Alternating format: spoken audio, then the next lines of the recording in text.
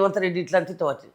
మన కామన్ పండుగ నాడు మా బస్తిని మస్తు కాంగ్రెస్ వాళ్ళు తెలుగుదేశం వాళ్ళు మా టీఆర్ఎస్ వాళ్ళు లొల్లి పెట్టుకున్నాం. నువ్వేం బీకినావు అంటే మేము బీకింది గీ రోడ్లు ఉండేరా, గీ మోరీలు ఉండేరా, ఇంటింటికి నల్ల ఉందిరా, ఇంటింటికి నీళ్ళ కలెక్షన్ ఉందిరా, కళ్యాణ లక్ష్మి ఇచ్చిండ్రా మా కేసీఆర్ గారు. నేనే పెట్టుకున్నా వాళ్ళ తొండోలి. కళ్యాణ లక్ష్మి ఇచ్చిండు, షాది బొమ్మారకు ఇచ్చిండు. ఒంటరి మైలకు ఎవడన్నా పింఛన్ చేసిండా? మొగడి ఇచ్చిపెట్టిపోతే అది రోడ్ల మీద వాడి పిల్లలు బతికించుకున్నది. ఒంటరి మైలకు పింఛన్ చేసిండు. ఏమన్నా వీకర్ సెక్షన్ జాగుంటే పట్టాలు ఇచ్చిండు. అన్నీ మంచిగా చేసిన కేసీఆర్ గారిని ఇవాళ ఎనికేసినవని అందరు గుండెలు బాదుకుంటున్నారు.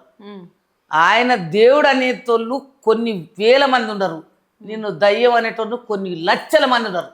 నీవు ఆ శాపన పడ. కానీ నేను ఎప్పుడు మైకు పట్టుకున్నా ఇదే చెప్తున్నా, కానీ ఆయన మైండ్ వెలుగుతలేదు.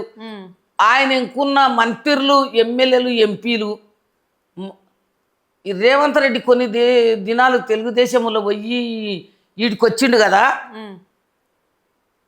మొట్టమొదటి నుండి కాంగ్రెస్ పుట్టినప్పటి నుండి కాంగ్రెస్ దండ పట్టుకున్న వాళ్ళ గాలి మొత్తం పోతుంది.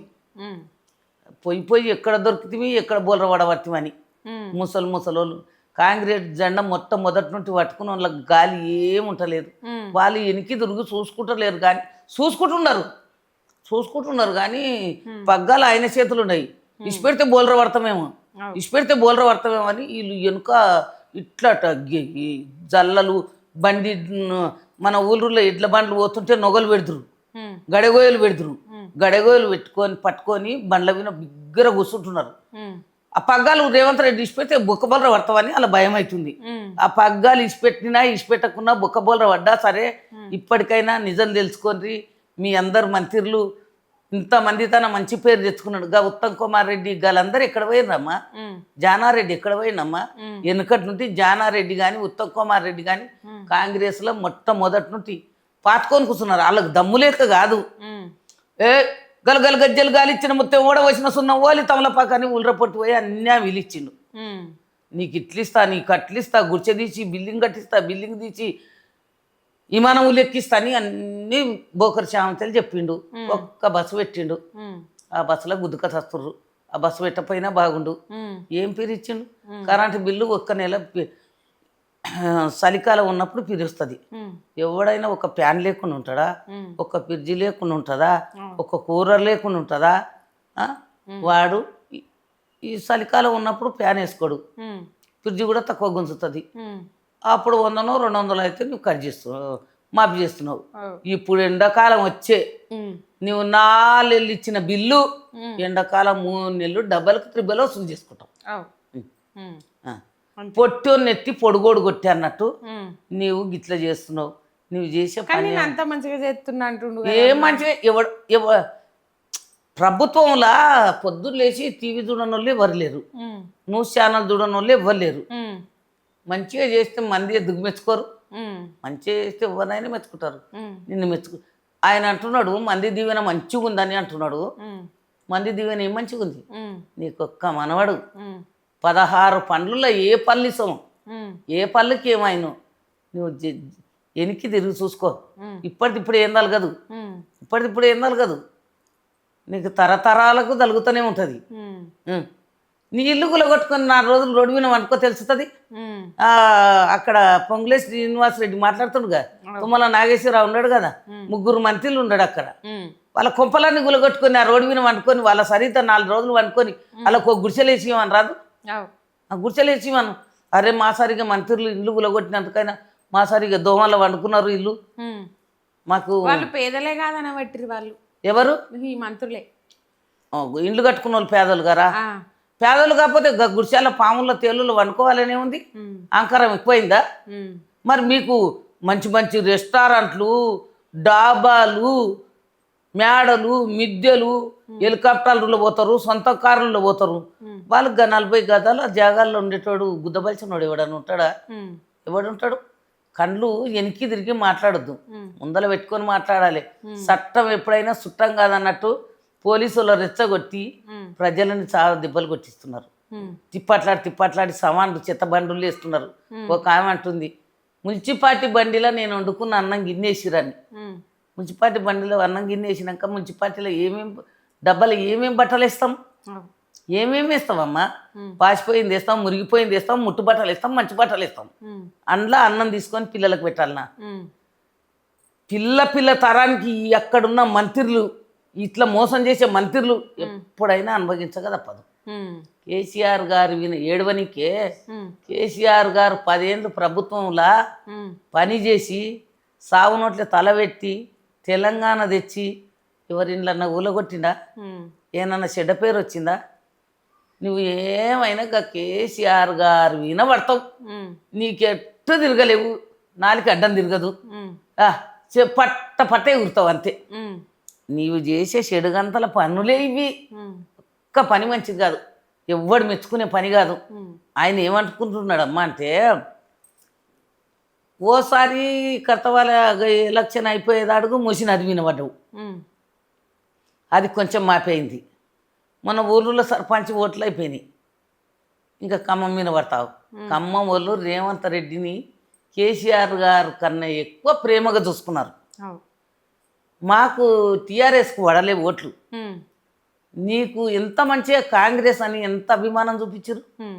అలా నోట్లే మన్ను కొట్టినావు. ఒక్కరు వేస్తే 4 బాధపడుతున్నారు. వాళ్ళకి చుట్టాలు లేరా, బంధువులు లేరా, వాళ్ళ కుటుంబ సభ్యులు లేరా? వాళ్ళందరినీ మీద ఎత్తిపోయేవాటి. అవసరమా? ఎందుకు బురదల చేయి పెడుతున్నావు, కని కొట్టుకుంటుండవు, ఉండే కాడుంటలేవు. నీవు చేసే పని వెనక్కి తిరిగి చూసుకోయ్యా.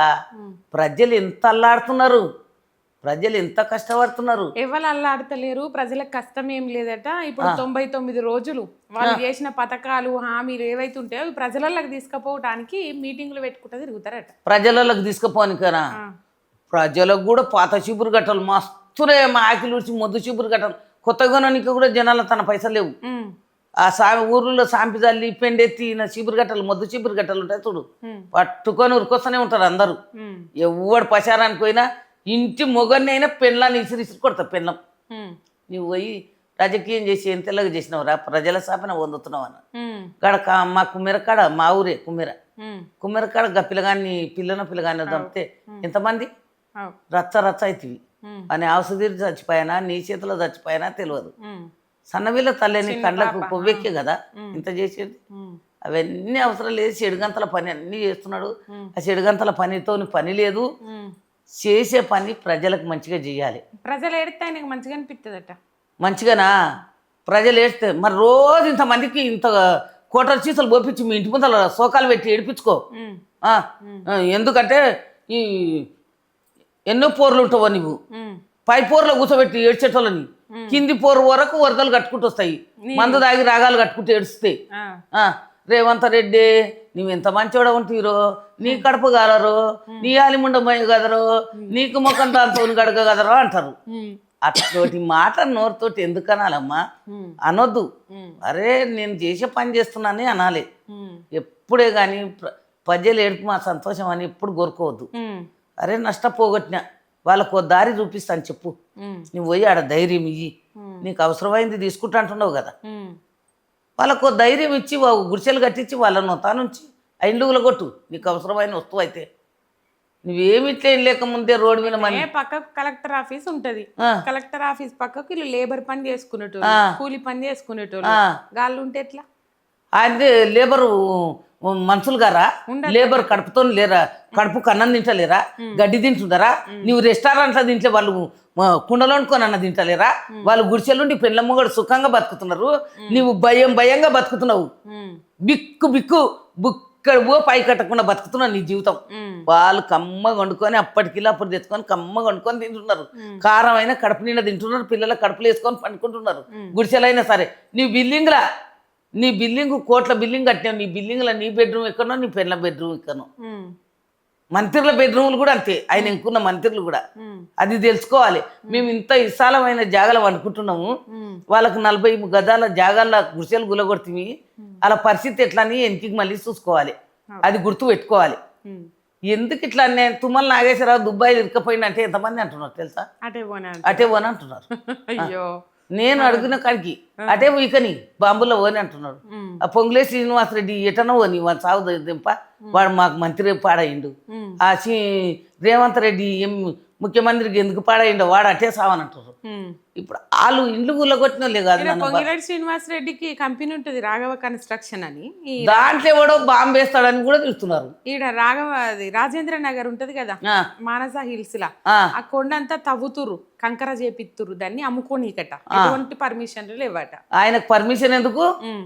ఎమ్మెల్యే సీఎంనే చేతులు పట్టుకున్నాడు. ఉమ్. ఆయనకు పర్మిషన్ ఎందుకమ్మా? ఉమ్. ఆయన పర్మిషన్ అవసరం లేదు. పేదోడు రోడ్డు మీద బండి పెట్టుకుంటే అన్ని గులగొట్టి 50 రూపాయలు ఇచ్చేదాకా వాడు ఆడ రోడ్డు మీద బండి పెట్టుకున్నందుకే వాడు 500 కట్టాలి. ఉమ్. ఈయనకెందుకు పర్మిషన్? ఈయనది కూడా వెళ్తుంది. ఉమ్. ఎవరెవరు మోసం చేసి 3 ఏళ్ళు ప్రభుత్వం చేస్తున్నారో ఉమ్. వాళ్ళది కూడా వెళ్తుంది. ప్రజలు ఎన్నుకున్న మనుషులమ్మ ఇల్లు. ఈయన